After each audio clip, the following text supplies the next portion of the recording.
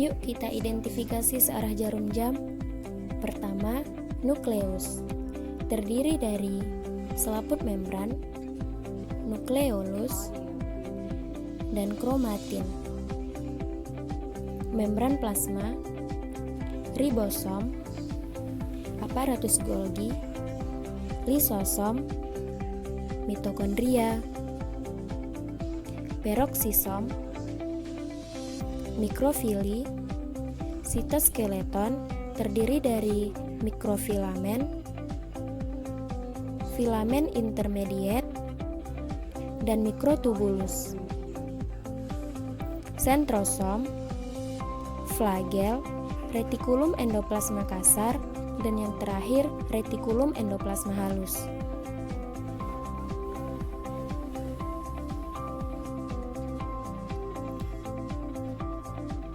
Nukleus dibagi menjadi 3 bagian, yaitu selaput membran, kromatin, dan nukleus. Selaput membran berada menyelubungi inti sel. Kromatin adalah untai DNA yang berisi informasi genetik dari individu.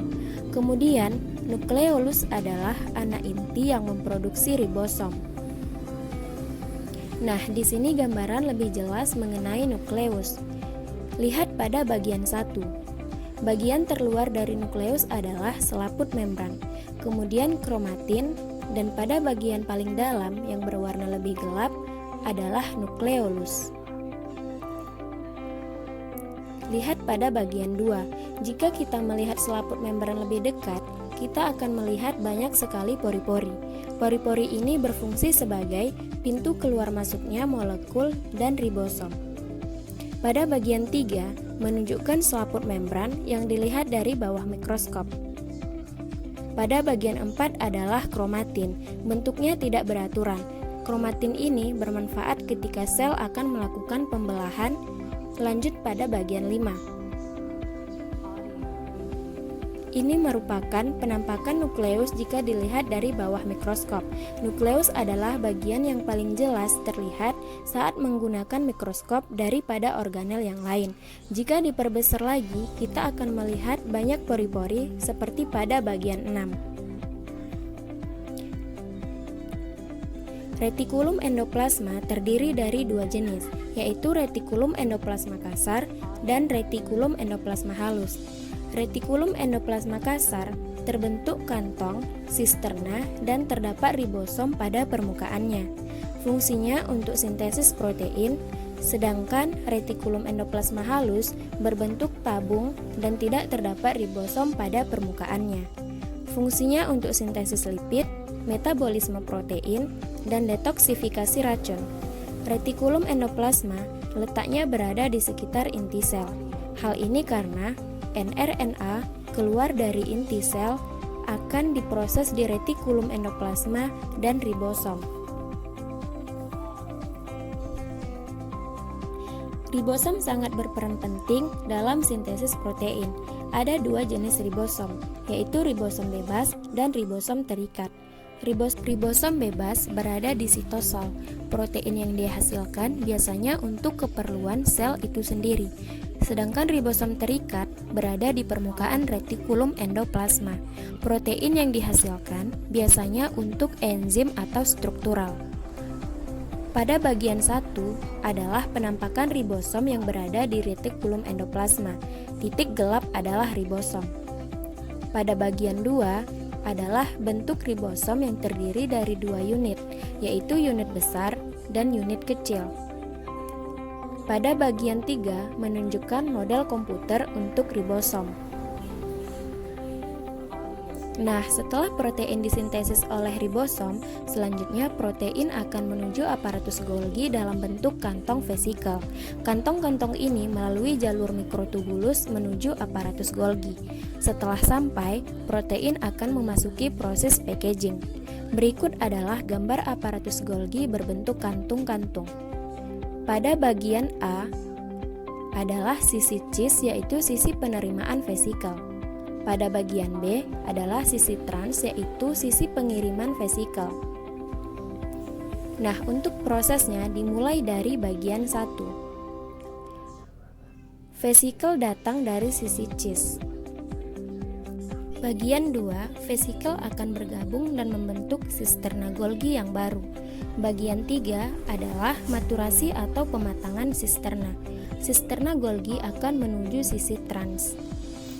Pada bagian 4, vesikel terbentuk dan meninggalkan aparatus Golgi, membawa produk tertentu ke lokasi tertentu atau ke membran sekresi. Pada bagian 5, vesikel yang juga dapat membawa kembali protein yang kurang matang ke Golgi agar tujuannya protein tersebut menjadi matang. Pada bagian 6, vesikel yang mengangkut protein tertentu untuk retikulum endoplasma sesuai kebutuhannya. Lisosom bertugas dalam mencerna atau mendaur ulang makromolekul. Misalnya sel darah putih menggunakan lisosom untuk menghancurkan bakteri atau virus, mencerna makanan oleh protista, mendaur ulang organel sel yang rusak. Nah, lebih jelasnya bisa dilihat pada bagian A. Lisosom ditunjukkan dengan titik gelap. Lisosom ini berada di sel darah putih yang menunjukkan sedang menghancurkan bakteri. Pada bagian B adalah lisosom yang sedang mencerna makanan, yaitu pada protista. Bagian C dan D adalah lisosom yang sedang mendaur ulang mitokondria dan peroksisom yang sudah rusak.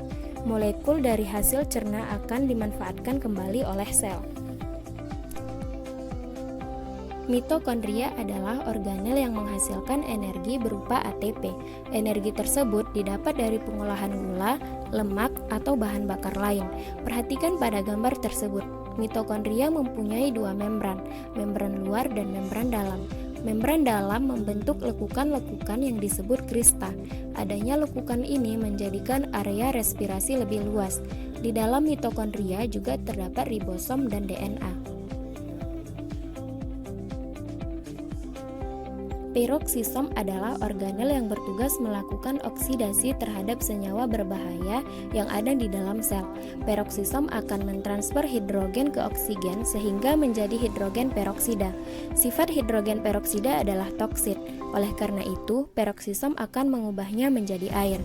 Selain itu, peroksisom juga dapat memecah asam lemak, kemudian ditransfer ke mitokondria. Maka dari itu, letak peroksisom tidak jauh-jauh dari mitokondria. Saat berkecambahan, peroksisom juga dapat menginisiasi asam lemak dalam biji menjadi gula.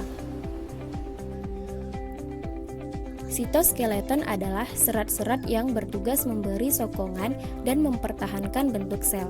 Dibagi menjadi 3, yaitu mikrotubulus, filamen intermediate, dan mikrofilamen. Gambar A menunjukkan mikrotubulus. Strukturnya seperti tabung berongga. Fungsinya untuk mempertahankan bentuk sel, motilitas sel, jalur pergerakan kromosom, dan organel.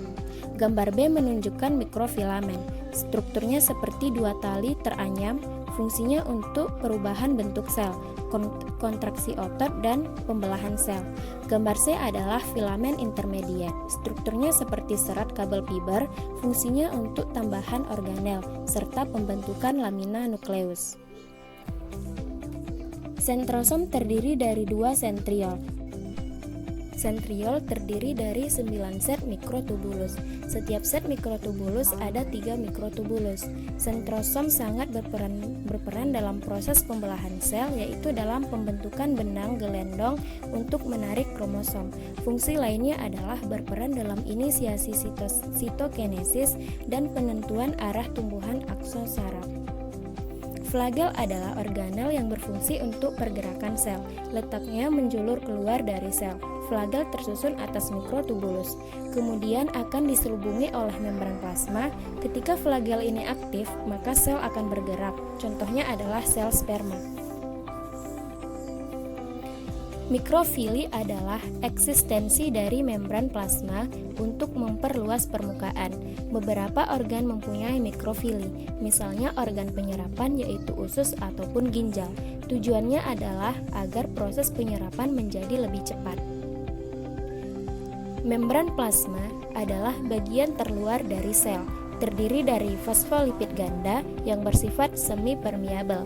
Artinya, hanya molekul tertentu yang dapat keluar masuk ke sel.